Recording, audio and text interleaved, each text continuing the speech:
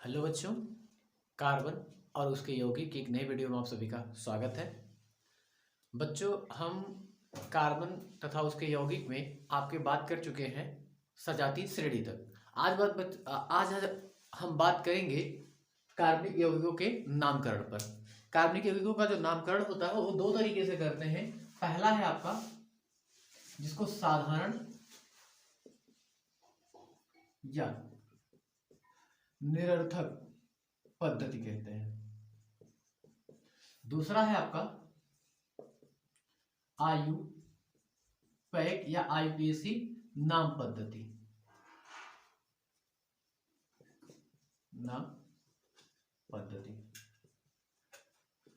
दो तरीके से करते हैं बच्चों। आपका पहला है साधारण या निरर्थक पद्धति, दूसरा है आईपीएसी या आईपीएसी नाम पद्धति। तो बच्चों हम एक काम कर लेते हैं, हम सबसे पहले वन बाय वन करके पढ़ लेते हैं। सबसे पहले पढ़ते हैं साधारण और निरर्थक पद्धति।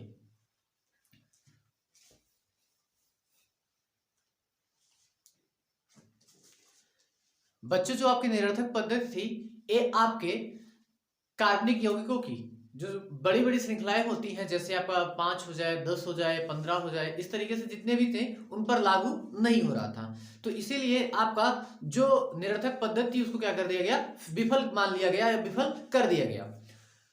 वो केवल छोटे छोटे कंपाउंडों पर लागू हो रहा था। जैसे आपका अगर मान लीजिए CHCOOH, तो इसका नाम है आपका फार्मिक अम्ल। इसका नाम क्या है, फार्मिक अम्ल। अगर बच्चों उसका नाम ऐसा हो जाए CH3COOH, तो इसका नाम हो जाता था एसिटिक अम्ल। अब देखो बच्चों, अब इसका विफल होने का एक कारण और था कि ये जो साधारण या निरर्थक पद्धति थी, इसमें जो नामकरण किया गया वो पदार्थ जिस तरीके से पाया जाता, मतलब उसके स्रोत और उसके प्रकृति के आधार पर उसका क्या क्या किया जाता, नामकरण किया जा रहा था। इसीलिए ये आपका आगे ज्यादातर कंपाउंडों पर लागू नहीं हुआ। इसीलिए ये नियम आपका क्या कर दिया गया, फेल कर दिया गया। ये पद्धति आपका फेल कर दिया गया। तो देखो बच्चों,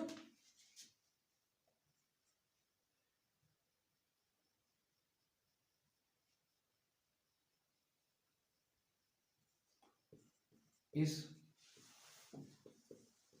पद्धति द्वारा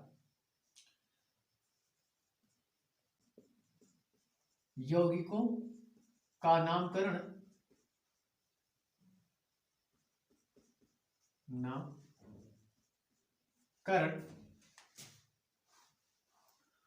उनके प्राप्ति स्रोत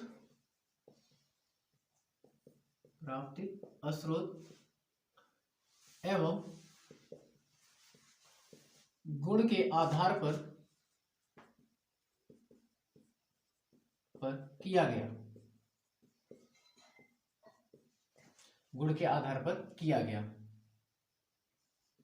तथा यह नामकरण पद्धति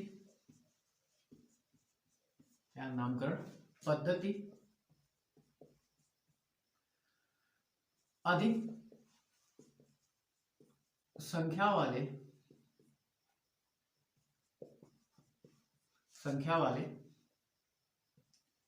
कार्बनिक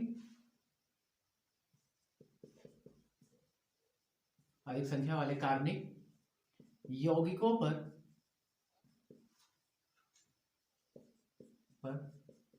लागू नहीं होता।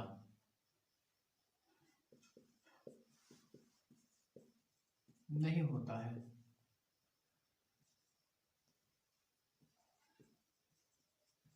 अतः इस नियम को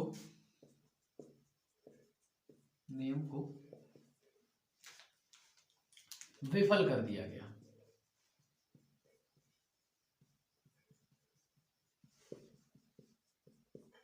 विफल कर दिया गया या विफल हो गया।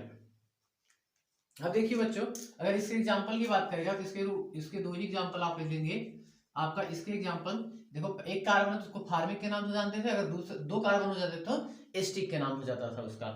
तो यहाँ पर ये आपका निरर्थक पद्धति क्या हुआ, समाप्त हुआ। अब इसके बाद बात करते हैं आईपीएसी नामकरण की। आईपीएससी की अगर बात कर लें तो आईपीएससी का नाम आईपीएससी का फुल फॉर्म होता है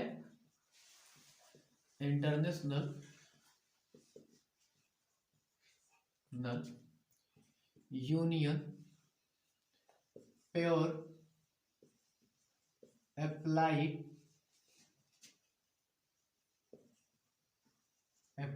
केमिस्ट्री। इसका फुल फॉर्म होता है international union pure applied chemistry. यानी कि जो अंतरराष्ट्रीय संघ है उस पर पूरी तरीके से ये जो नियम होता है वो क्या होता है, आपका अप्लाई होता है। अब बच्चों आईपीएससी नामकरण हम जिस भी कंपाउंड का करते हैं उसके मुख्य रूप से 5 भाग होते हैं। यौगिक के क्या होते हैं, 5 भाग होते हैं।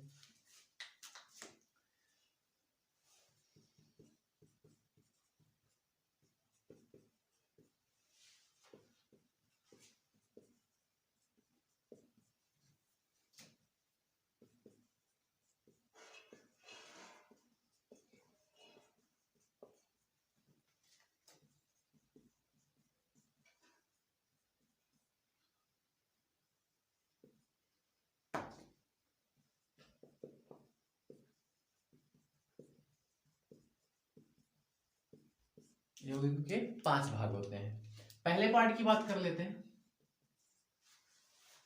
पहला पार्ट आपका होता है पूर्व लग्न, जिसको हम प्रीफिक्स कहते हैं, दूसरा होता है बच्चों आपका शब्द मूल, जिसको कहते हैं शब्द मूल, वर्ड रूट, इसको आपका क्या बोलते हैं, वर्ड रूट। थर्ड होता है आपका प्राथमिक अनुलग्न,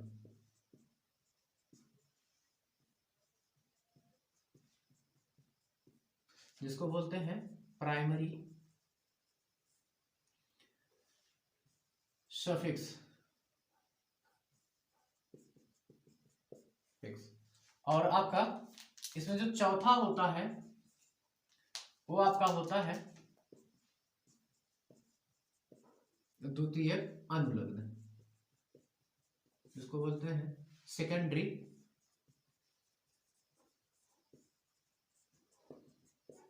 सफिक्स। देखिए बच्चों, पहला होता है पूर्वलग्न जिसको प्रीफिक्स बोलते हैं, दूसरा होता है शब्दमूल जिसको वर्ड रूट बोलते हैं, और तीसरा जो होता है प्राथमिक अनुलग्न होता है जिसको प्राइमरी सफिक्स बोलते हैं, और चौथा आपका होता है द्वितीयक अनुलग्न जिसको हम क्या बोलते हैं, सेकेंडरी सफिक्स बोलते हैं। तो देखो बच्चों, अगर इसका सूत्र स्ट्रक्चर लिखना पड़े तो देखो यौगिक का नाम, यौगिक का सूत्र, नाम लिखते हैं बच्चों, नाम बराबर होता है आपका, सबसे पहले होता है आपका पूर्व लग्न, फिर प्लस होता है आपका शब्द मूल, फिर प्लस होता है आपका प्राथमिक अनुलग्न, फिर आपका होता है द्वितीयक अनुलग्न। देखिए बच्चों, इतनी चीजें होती है, पूर्व लग्न, शब्द मूल, प्राथमिक अनुलग्न और द्वितीयक अनुलग्न। अब एक काम कर लेते हैं, इन सभी को 1 बाय 1 करके पढ़ लेते हैं कि आपका पूर्व लग्न क्या होता है, शब्द मूल क्या होते हैं, प्राथमिक अनुलग्न क्या होता है और आपका द्वितीयक अनुलग्न क्या होता है। ठीक है,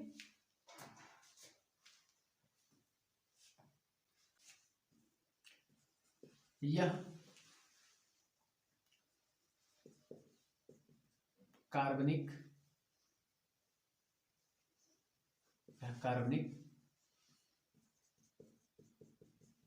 यौगिकों का नाम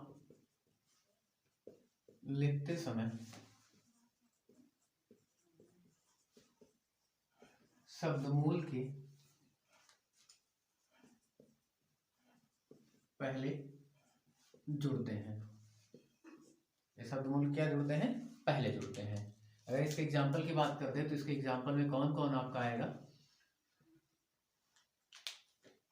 जैसे आप अगर क्लोरीन कर दी लगा दिया तो इसके लिए लिखते हैं हम क्लोरो, अगर ब्रोमीन कर दिया तो इसके लिए हम लिखते हैं ब्रोमो, अगर आपका इसके बाद फ्लोरीन कर दिया तो इसके लिए हम लिखते हैं फ्लोरो,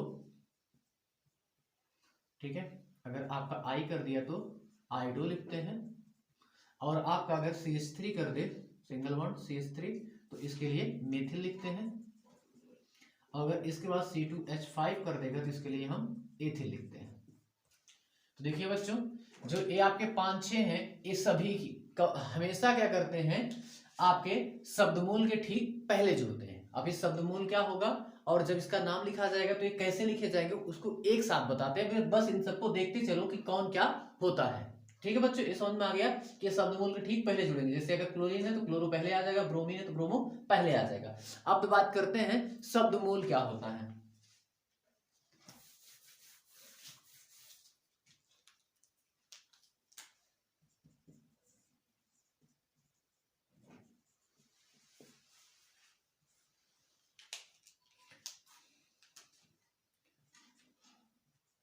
यह कार्बनिक श्रृंखला में यह कार्बनिक श्रृंखला में कार्बन परमाणुओं की संख्या होती है। क्या होती है? आपकी संख्या होती है। अब देखिए इसको कैसे संख्या क्या होती है। अगर मान लीजिए एक कार्बन है तो इसके लिए आपका लगता है मेथ, METH, मेथ, ठीक है हिंदी में। अगर 2 कार्बन है तो 2 कार्बन के लिए आपका लगता है एथ।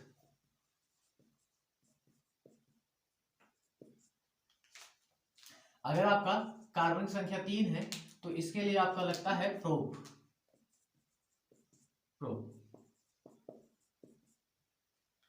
ठीक है। इसके बाद आपका 4 आता है। अगर कार्बन की संख्या 4 हो जाएगी तो इसके लिए लगता है ब्यूट, इसके लिए क्या लगता है? ब्यूट। फिर इसके बाद अगर आपका कार्बन की संख्या 5 हो जाएगी तो इसके लिए लगता है आपका पेंट, इसके लिए क्या लगता है? पेंट लगता है। अगर कार्बन की संख्या 6 हो जाए, कार्बन की संख्या क्या हो जाए? 6 हो जाए, तो इसके लिए लगता है हेक्स, हेक्स। अगर कार्बन की संख्या 7 हो जाए तो ये आपका, इसके लिए लिखते हैं हम हेप्ट, हेप्ट, हेप्ट, ठीक है। और अगर कार्बन परमाणुओं की संख्या 8 हो जाए, 8C हो जाए, यानी कार्बन परमाणु की संख्या कितनी हो जाए? 8C, तो इसके लिए लिखते हैं ऑक्ट, इसके लिए क्या लिखते हैं? ऑक्ट। अगर कार्बन परमाणुओं की संख्या 9 हो जाए, कितनी हो जाए? 9, तो इसके लिए लिखते हैं नॉन, नन, NON, जिसके लिए नॉन शब्द का इस्तेमाल करते हैं, ठीक है। अगर कार्बन परमाणुओं की संख्या कितनी हो जाए? 10, तो इसके लिए लिखते हैं हम डेक, इसके लिए क्या लिखते हैं? डेक। देखिए बच्चों, ये शब्दमूल होते हैं कि कार्बन की संख्या अगर 1 होगी तो उसके लिए मेथ, 2 होगी तो एथ, 3 होगा तो प्रोप, 4 होगा तो ब्यूट, 5 होगा तो पेंट, 6 होगा तो हेक्स, 7 होगा तो हेप्ट, 8 होगा तो ऑक्ट, 9 होगा तो नॉन, 10 होगा तो डेक लगता है। ये बच्चों आपकी किसकी बात हो गई? शब्दमूल की। शब्दमूल के बारे में भी आपको पता चल गया शब्दमूल क्या होता है। अब हम बात करते हैं प्राथमिक अनुलग्न क्या होता है। यह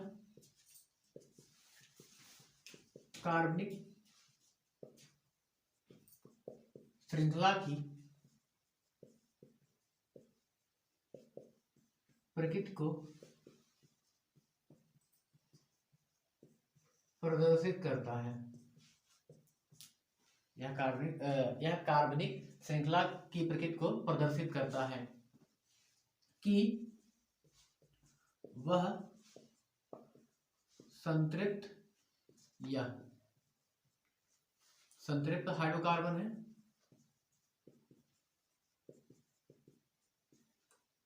संतृप्त हाइड्रोकार्बन है या असंतृप्त हाइड्रोकार्बन है। अब इसकी पहचान क्या होगी।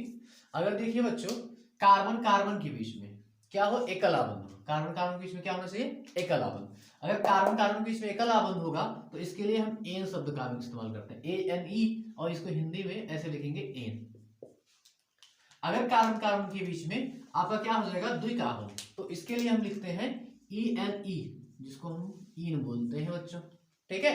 अगर कार्बन कार्बन के बीच में त्रिक आबंध होगा, कौन सा, त्रिक आबंध, तो इसके लिए हम जोड़ते हैं YNE, जिसको बोलते हैं हम आइन या वाइन। इसको हम आइन पढ़ते हैं या वाइन पढ़ते हैं। तो देखिए बच्चों, हम जानते हैं कि संतृप्त हाइड्रोकार्बन क्या होता है, कि अगर कार्बन कार्बन के बीच में सिंगल आबंध होगा तो वो आपका क्या होता है, संतृप्त होता है, और कार्बन कार्बन के बीच में अगर क्या होगा, द्विक और त्रिक होगा, तो आपका क्या होता है, असंतृप्त हाइड्रोकार्बन होता है। तो देखिए हम उसको सिंगल आबंध, द्विक आबंध और त्रिक आबंध द्वारा हम क्या कर सकते हैं, पहचान सकते हैं कि इसमें आपका, कि ये आपका हाइड्रोकार्बन संतृप्त वाला है कि असंतृप्त वाला। ठीक है बच्चों, अब उम्मीद करते हैं आपको प्राथमिक अनुलग्न भी समझ में आ गया होगा। अब बात करते हैं द्वितीयक अनुलग्न की।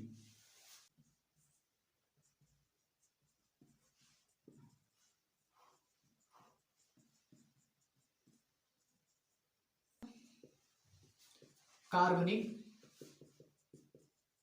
या कार्बनिक यौगिकों में, या कार्बनिक यौगिकों में क्रियात्मक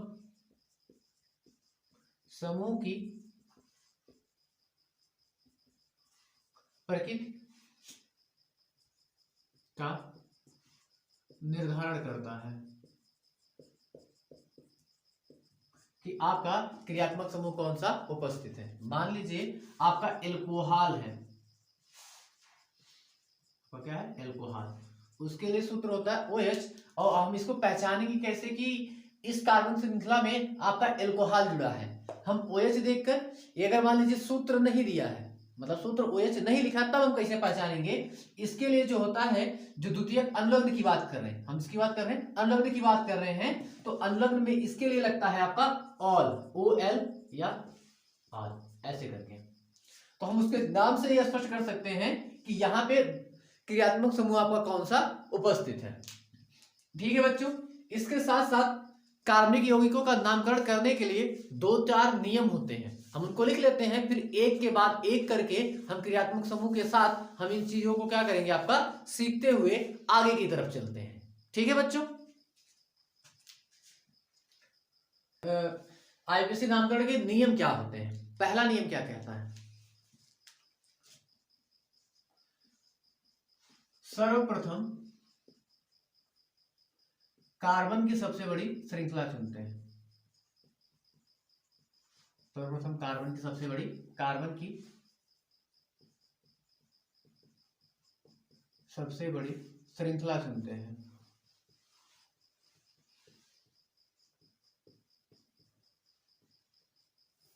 ठीक है, क्या करेंगे, कार्बन सबसे बड़ी श्रृंखला चुनते हैं, ये पहला नियम है आपका।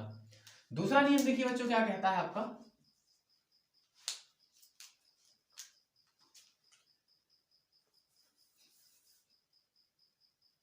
यदि कार्बन की श्रृंखला, कार्बन की श्रृंखला शाखित है, यदि कार्बन की श्रृंखला शाखित है, तो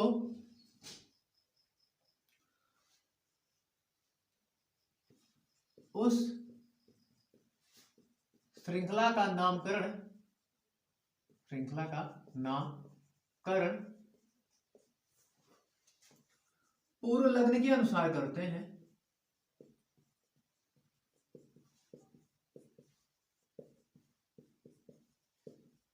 जिसमें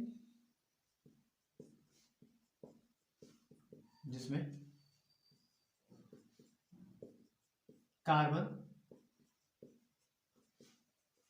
परमाणु की संख्या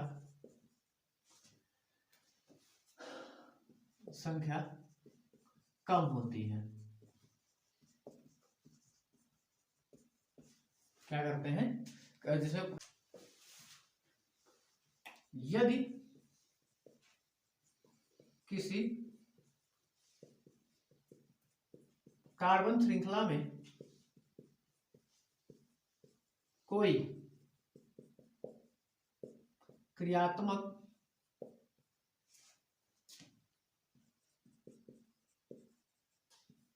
समूह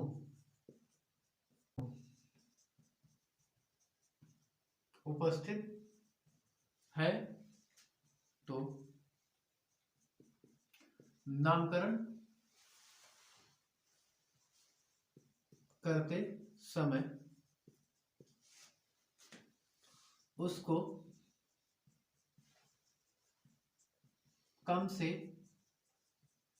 कम स्थान प्रदान करते हैं, स्थान प्रदान करते हैं। चौथा और लास्ट नियम जो है, बस 4 नियम आप अगर याद हो जाए तो आप क्या कर सकते हैं, इसको आईपीएसी नामकरण कर सकते हैं। यदि किसी कार्बन की श्रृंखला में 2 या अधिक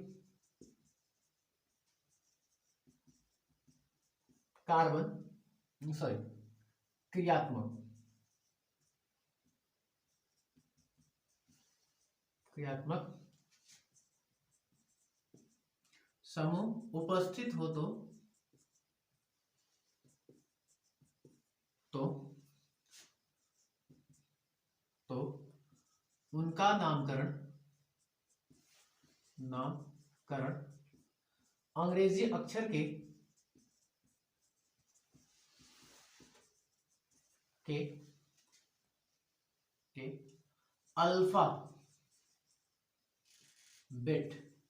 अल्फाबेट के अनुसार करते हैं।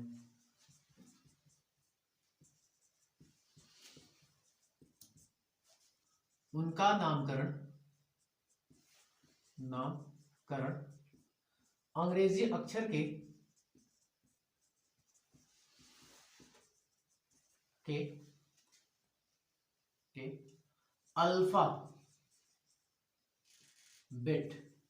अल्फाबेट के अनुसार करते हैं।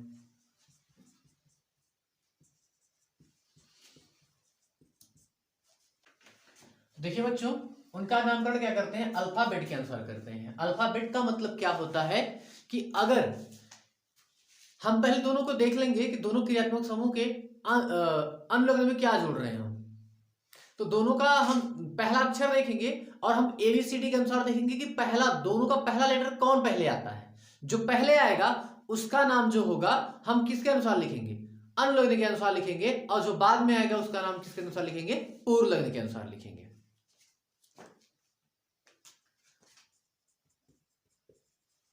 जो क्रियात्मक समूह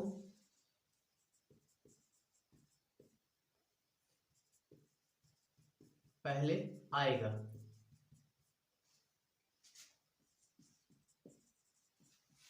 उसका नामकरण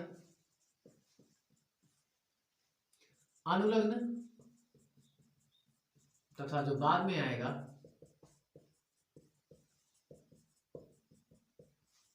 उसका पूर्वलग्न के अनुसार करते हैं।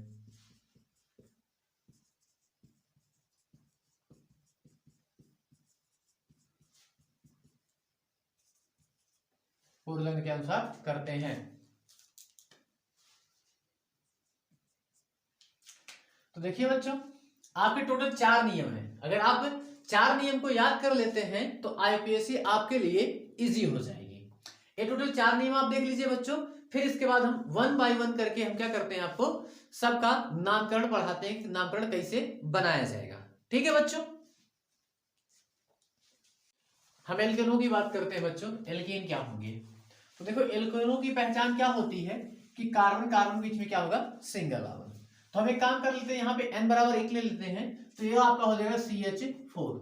ये क्या हो जाएगा यहाँ पर आपका CH4। तो इस चीज को ध्यान से देखिएगा, कार्बन कार्बन यहाँ पे कार्बन डबल नहीं है, तो कार्बन कार्बन बीच में आपका द्विक आवन आने की संभावना ही नहीं है। तो हम यहाँ पे क्या मान लेंगे कि एक कार्बन है और वहां पे सबके सब क्या पा जा रहे हैं, सिंगल आवन। तो यहाँ पर देखिए एक कार्बन के लिए हम क्या लगाते हैं, मेथ शब्द का इस्तेमाल करते हैं। किसका, मेथ। और यहाँ पर देखिए मेथ, और यहाँ पर देखिए अनुलग्न में क्या लग जाएगा, ANE, क्योंकि कार्बन कार्बन बीच में क्या है, सिंगल आवन। तो इधर देखिए CH3 सिंगल बॉन्ड CH3, ऐसा कर देगा अगर आपका। तो कार्बन की नहीं, कार्बन परमाणु की संख्या कितनी है? 2। तो 2 कार्बन परमाणु के लिए क्या लगेगा? एथ।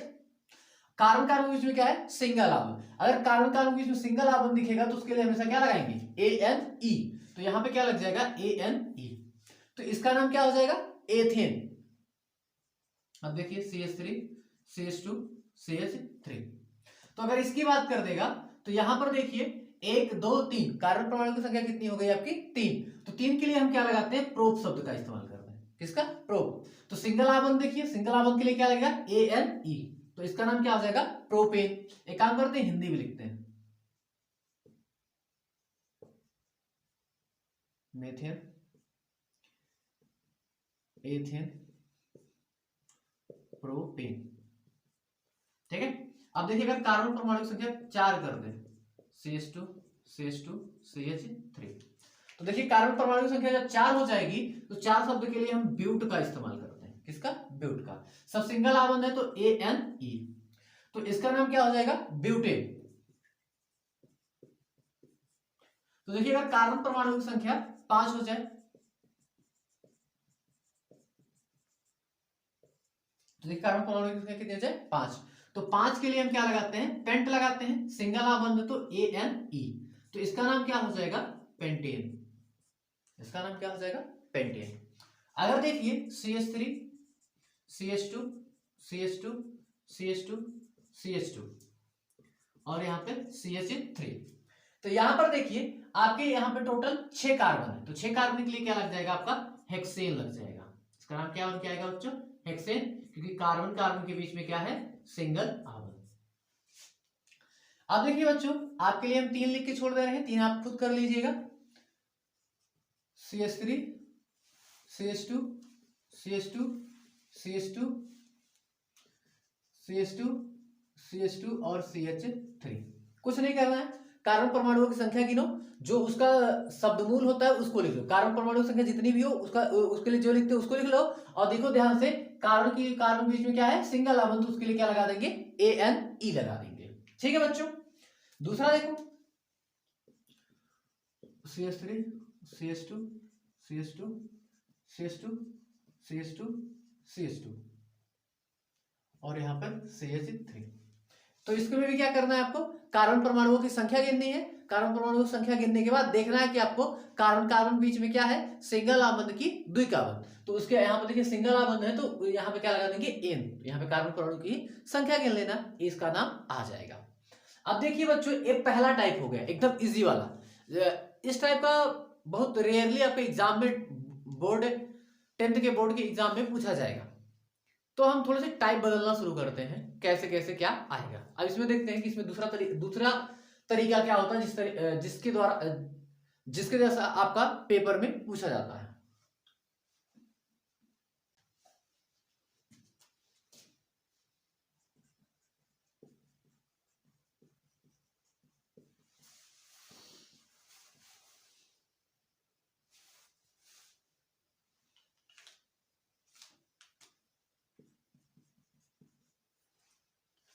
चलिए बच्चों इसकी बात कर लेते हैं। तो देखिए यहाँ पे अब शाखित हो गया, कार्बन श्रृंखला क्या हो गई आपकी?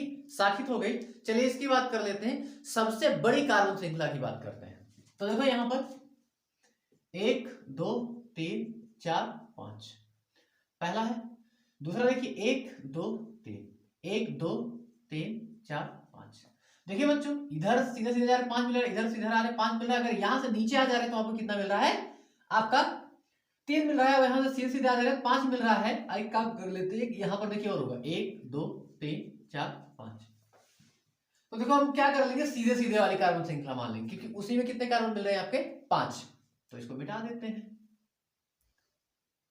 अब देखिए हमारी मुख्य कार्बन श्रृंखला क्या मिल गई? आपकी ए वाली।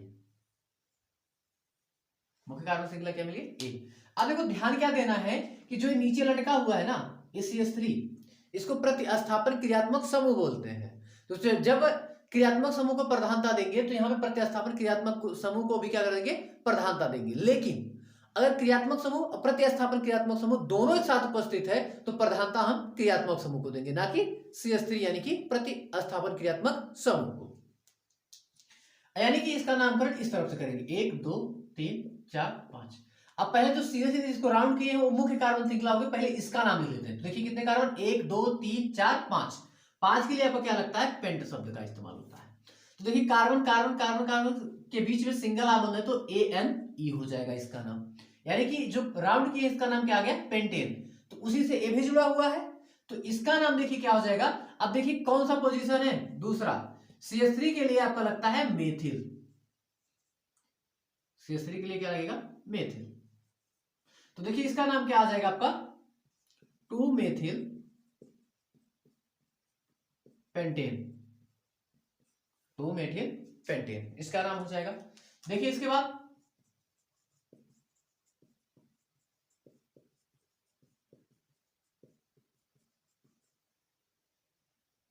अगर आपका ऐसा कर दे,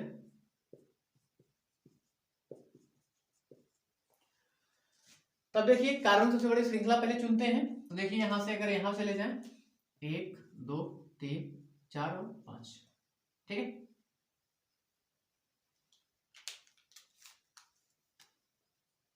ठीक है, नीचे भी आ जाएंगे तो 5 मिलेगा। इस तरह जा रहे हैं तो पूरा देखो यहाँ पे सीधे सीधे चले जाए तो 4 हो गया, ये 5 हो जाएगा और ये 6 हो जाएगा। तो देखिए बच्चों अगर हम ऊपर या नीचे जा रहे हैं तो 5 मिल रहा है और सीधे सीधे जा रहे हैं तो 6 मिल रहा है। अगर प्रत्यास्थापन क्रियात्मक समूह है, इसका नामकरण कुछ ऐसा करना है कि इसको कम से कम स्थान प्रदान हो। तो देखिए हम इस तरफ से काउंट कर लेते हैं 1 2 3 4, इस तरफ से काउंट कर लेते हैं 1 2 3। कम किस तरफ से, राइट साइड से, तो इसका नामकरण हम इस तरफ से करेंगे ना कि ए वाला। ठीक है बच्चों, तो गिन लेते टोटल कार्बन की संख्या 1 2 3 4 5 6। तो ये आपकी क्या हो जाएगी, मुख्य कार्बन श्रृंखला। क्या हो जाएगी आपकी मुख्य कार्बन श्रृंखला। मुख्य कार्बन श्रृंखला में कितने कार्बन है आपके, 6। तो 6 कार्बन के लिए हेक्स हो जाएगा। सिंगल बॉन्ड है तो ANE, यानी कि क्या नाम हो जाएगा, हेक्सेन। अब यहां पर देखिए दो प्रतिस्थापन क्रियात्मक समूह जुड़े हैं, किस पोजीशन पर, पहला दूसरा तीसरा। तीसरे पे जुड़ा है तो इसके लिए 3 कामा 3। अब इस संख्या कितनी हो गई, 2। तो 2 के लिए हम क्या लगाएंगे, डाई शब्द का इस्तेमाल करेंगे। किसका शब्द का इस्तेमाल करेंगे, डाई। अब ये CH3 के लिए हम क्या इस्तेमाल करते हैं, मेथिल। तो इसका नाम आएगा 3 कामा 3 डाई मेथिल हेक्सेन। इसका नाम आएगा 3 कामा 3 डाई मेथिल हेक्सेन। देखिए बच्चों ये आपका एल्केन में दूसरा टाइप है। पहला टाइप नहीं पूछा जाएगा पेपर में, लेकिन दूसरा टाइप आपका पेपर में पूछा जाता है। तो बच्चों हम 2 बता दिए हैं, आपके अपने बुक में देखिएगा, जितने भी होंगे उनको कीजिएगा। अगर नहीं आएगा तो कमेंट सेक्शन में लिख दीजिएगा, मैं उसकी कोशिश करूंगा मैं उस क्वेश्चन का रिप्लाई जल्द से जल्द कर सकूं।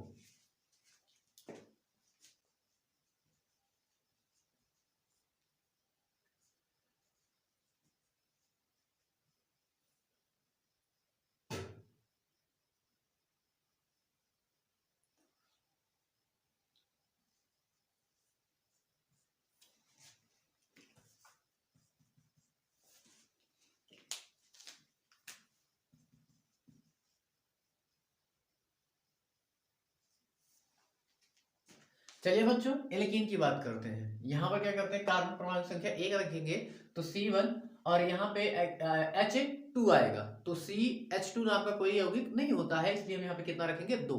जब यहाँ पे 2 रखेंगे तो ये होगा C2H4। तो देखो C2H4 का जो सूत्र लिखा जाएगा वो आपका ऐसा लिखा जाएगा, CH2 डबल बॉन्ड CH2, ऐसे करके लिखा जाएगा। तो देखिए बच्चों यहाँ पर कार्बन कार्बन बीच में क्या है, द्विकार्बन। एल्कीन की पहचान क्या है, कार्बन कार्बन बीच में क्या होगा, द्विकार्बन। और कार्बन कार्बन बीच में द्विकार्बन होगा तो उसके लिए क्या लगाएंगे, हम इन शब्द का इस्तेमाल करेंगे। किसका इस्तेमाल करेंगे, इन शब्द का। चलिए यहां पे बात करते हैं, यहां पे कितने कार्बन है, 2 कार्बन के लिए क्या लगता है, एथ। ठीक है, देखिए कार्बन कार्बन में द्विकार्बन है तो इसका नाम क्या हो जाएगा, एथीन। इसका नाम क्या होगा, एथीन। ठीक है, अब देखिए अगर कार्बन कार्बन बीच में 3 कार्बन कार्बन की संख्या 3 कर दे, यानी कि ऐसा, तो यहां पर देखिए इसका नाम जो हो जाएगा आपका 1 2 3। 2 कार्बन है, 3 कार्बन है तो उसके लिए प्रोप शब्द का इस्तेमाल होगा। और देखिए कार्बन कार्बन बीच में एक द्विकार्बन है गया, द्विकार्बन के लिए क्या लगाएंगे, हम इन शब्द का इस्तेमाल करेंगे। तो ENE, तो इसका नाम हो जाएगा प्रोपीन। अगर बच्चों जो द्विकार्बन है पहला पोजीशन छोड़कर अगर बीच में आ जाए, पहला पोजीशन छोड़ के कहां पे आ जाए, बीच में। अगर बीच में आ जाएगा तो हम क्या करेंगे कि जो द्विक आबंध है उसकी पोजीशन भी बताएंगे कि द्विक आबंध आपका कहां पर जुड़ा हुआ है। तो देखो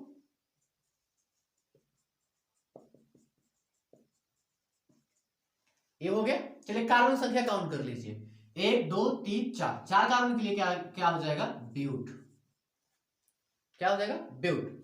अब देखिए कार्बन कार्बन के बीच में क्या है, द्विक आबंध है, तो ENE नाम क्या हो जाएगा, ब्यूटीन। नाम क्या हो जाएगा, ब्यूटीन। अब यहां पर देखिए ब्यूटीन शब्द का इस्तेमाल, देखिए यहां पर ब्यूटीन हो गया, तो जो देखिए क्रिया जो कार्बन कार्बन के बीच में द्विक आबंध है वो क्या है, पहला पोजीशन पर नहीं है, कहां पर है, बीच में। तो इसका पोजीशन भी बताना हमको आवश्यक है। तो देखिए इसका पोजीशन कहां पे आएगा, तो देखिए दोनों तरफ से काउंट करते हैं, 1 2 1 2, कौन सा पोजीशन आ रहा है, दोनों तरफ से दूसरा। तो इसका नाम क्या हो जाएगा, 2 ब्यूटीन। इसका नाम क्या आएगा, 2 ब्यूटीन। इसका नाम क्या आएगा, 2 ब्यूटीन आएगा। ठीक है, अगर देखिए ऐसा कर दे, CH3 CH2 CH2 CH double bond CH2, ऐसा करते हैं। तो देखिए कार्बन परमाणु की संख्या कितनी है आपकी, 5 है। कार्बन संख्या कितनी है, 5 है। तो 5 के लिए क्या करते हैं, पेंट शब्द का इस्तेमाल करते हैं। तो सिंगल बॉन्ड एक द्विक, द्विकाबंध है, द्विकाबंध के लिए क्या लगाते हैं, ईन लगाते हैं, ENE। इसका नाम हो जाएगा पेंटीन। अब देखिए यहाँ पे जो द्विकाबंध है वो कहां पर है, पहले पोजीशन पे, इसलिए यहाँ पे पोजीशन नहीं बताएंगे, तभी आपका काम चल जाएगा। लेकिन अगर ऐसा करते हैं, CH3 CH CH double bond CH3, ऐसा करते हैं। तो काउंट कर लो दोनों तरफ से, पहले नाम लिख लेते हैं। नाम क्या इसका आएगा, 5 कार्बन है तो पेंटेन, नो पेंटीन। नाम क्या आएगा, पेंटीन। ठीक है, अब देखिए क्या जो ईन है यानी कि द्विकाबंध वो पहले पोजीशन पर है, काउंट करके देखते हैं, पहला दूसरा तीसरा, पहला दूसरा, पहले पोजीशन पर नहीं है, कौन से पोजीशन पर है। अब देखो इस तरफ इसको कम नंबर किस तरफ से मिल रहा है, इस तरफ से 1 2, तो हम इस वाले को छोड़ देंगे, इसके द्वारा हम इसका नामकरण नहीं करेंगे, हम इसके द्वारा इसका नामकरण करेंगे। तो कौन सा पोजीशन दिख रहा है बच्चों आपको, दूसरा, तो इसका नाम क्या आ जाएगा, 2 पेंटीन।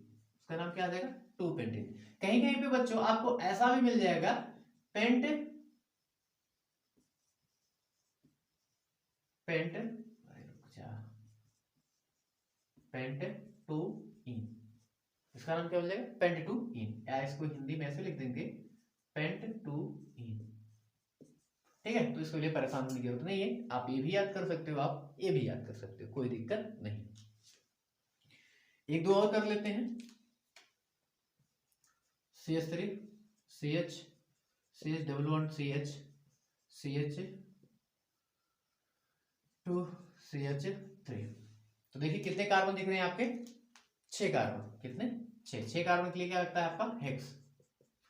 द्विकाबंध है तो ईन, तो इसका नाम क्या हो जाएगा, हेक्सेन। इसका नाम क्या हो गया, हेक्सेन। लेकिन देखिए क्या जो द्विक आबंध वो पहले पोजीशन पर है, नहीं, वे कौन से पोजीशन पर है, तीसरे वाले पे। तो देखिए 1 2 3, इधर से भी 1 2 3, तो इसका नाम क्या हो जाएगा, 3 हेक्सेन।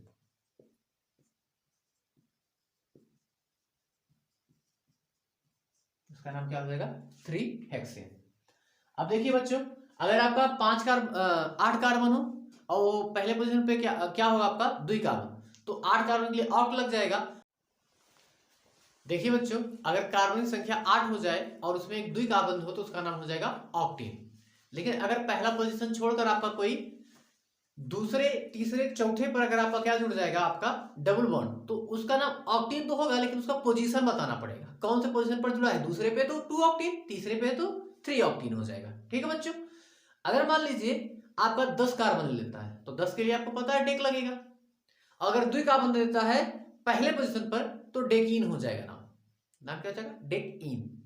लेकिन अगर द्विकार्बन का पोजीशन पहला को छोड़कर कहीं पर भी हो तो उसका नाम क्या हो जाएगा, डेकीन, लेकिन पोजीशन के साथ नाम बताएंगे, तो इसका नाम हो जाएगा 2 डेकीन। ठीक है बच्चों, तो ये आपका एल्कीन खत्म हो गया। अब बात कर लेते हैं एल्काइन की। एल्काइन,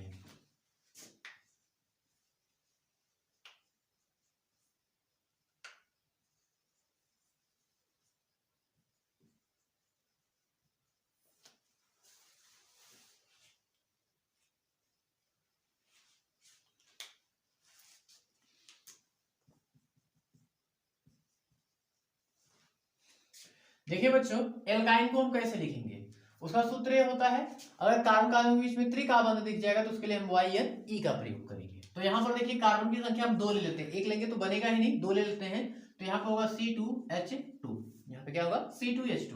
हम अगर इसका बना लेते तो देखो आपका होगा CH ट्रिपल बॉन्ड CH, ऐसे करके इसका पोजीशन होगा, ठीक है। तो यहाँ पर देखिए कार्बन संख्या कितनी है, 2, तो 2 कार्बन के लिए क्या लगता है आपका एथ, इस शब्द का इस्तेमाल होता है एथ।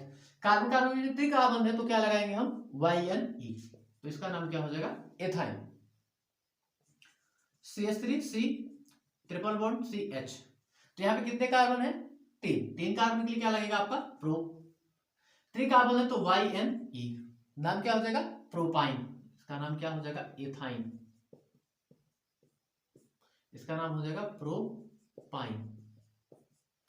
अब देखिए CH3CH2C ट्रिपल बॉन्ड CH, ऐसा कर देगा आपका, तो इसका नाम देखो क्या हो जाएगा, 4 कार्बन है तो 4 कार्बन के लिए ब्यूट, और त्रिकार्बन है तो YnE, तो इसका नाम क्या हो जाएगा ब्यूटाइन, इसका नाम क्या हो जाएगा ब्यूटाइन, ठीक है। अगर मान लीजिए कि एक त्रिकार्बन बीच में आ जाए, यानी कि ऐसा,